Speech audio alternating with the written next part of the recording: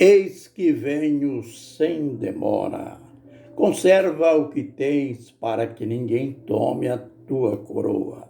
Apocalipse capítulo 3, verso 11. Palavras do Senhor Jesus Cristo. Ministério Pão Vivo. Vem comigo em meu canal no YouTube para mais lições no livro de Deus.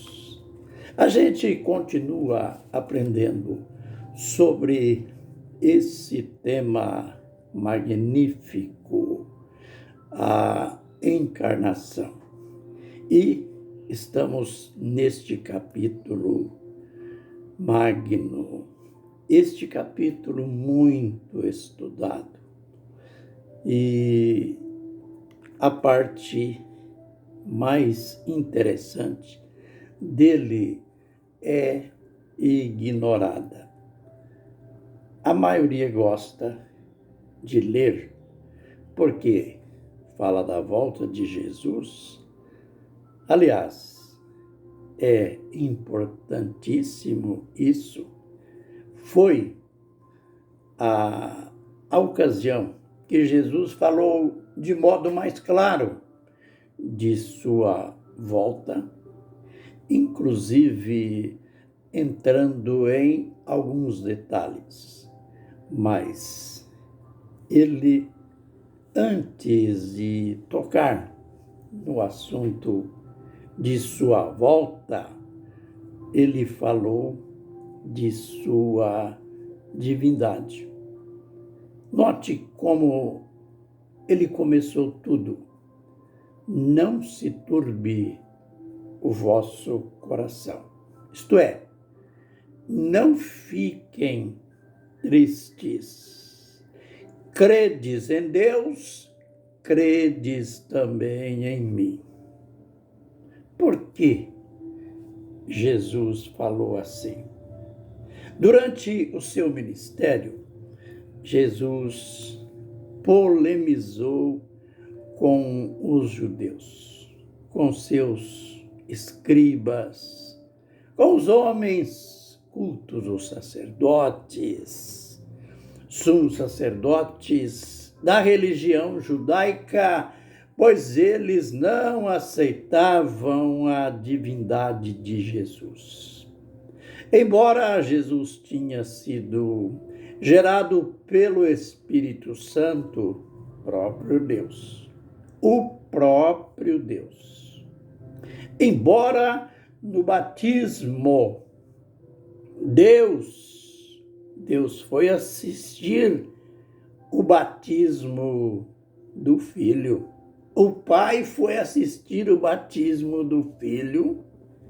E lá no batismo, ao sair Jesus da água, o céu se abriu e aquela pomba que pousou sobre Jesus, aquela pomba que não era o Espírito Santo, era o símbolo, era o Espírito Santo na forma corpórea como pomba, e era um sinal forte da manifestação de Deus, e Deus disse ali: este é o meu filho amado em quem eu me comprazo. Embora tudo isso aconteceu, mas os judeus, os homens da religião organizada, não aceitaram nunca que ele fosse o Filho de Deus. Ele chegou a dizer: se não crerdes que eu sou, morrereis nos vossos pecados. O que Jesus estava dizendo aí?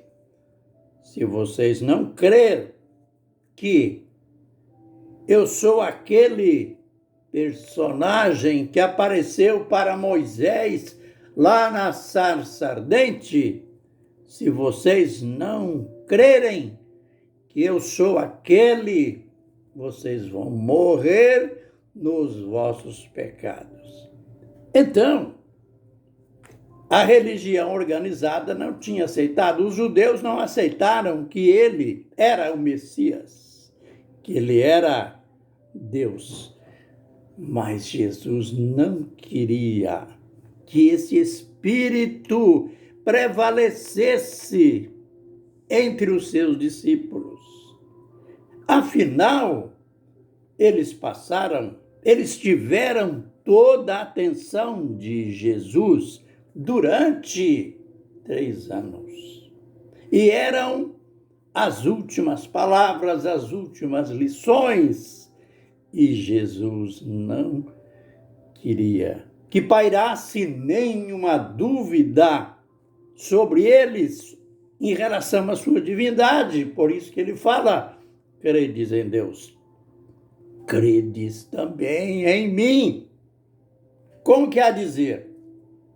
Eu sei que vocês creem em Deus, mas olha, o crer em mim ainda é polêmico, mas eu apelo, eu vos ensino, além de crer em Deus, creiam também em mim. A gente já sabe o que vai acontecer depois. Aqueles 2 discípulos que interagiram com ele. Que bonito, né? Quando os alunos, quando os ouvintes interagem naquilo que o professor ensina, seja no ensino natural, seja também no espiritual.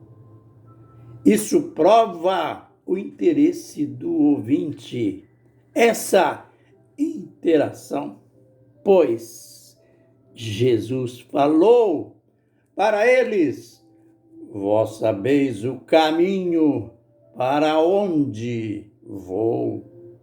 Vós sabeis o caminho para onde vou. E Tomé falou: nós não sabemos. Senhor, nós não sabemos para onde vais. Como saber o caminho? E Jesus responde de modo claro: eu sou o caminho, a verdade e a vida. Ninguém vem ao Pai senão por mim. Lembre-se, ele não disse ninguém vai ao Pai. Ele disse ninguém vem ao Pai senão por mim. E continua, ele amplia, dizendo: se vós me conhecesseis, conheceríeis ao meu Pai. E desde agora vós tendes conhecido, porque tendes visto. Ah, mas vem a ação, vem o outro discípulo, interage também, não só Tomé, mas Filipe interagiu nessa que deixa, que quebra aquele ensinamento falso que surgiria no século IV, a chamada doutrina da Trindade. Filipe fala, ele faz um pedido: Senhor, mostra-nos o Pai, e isso nos basta. Como que há dizer, o que falta é isso? Nós já vimos o Senhor, tu és o nosso mestre, mas ainda falta a gente ver o Pai.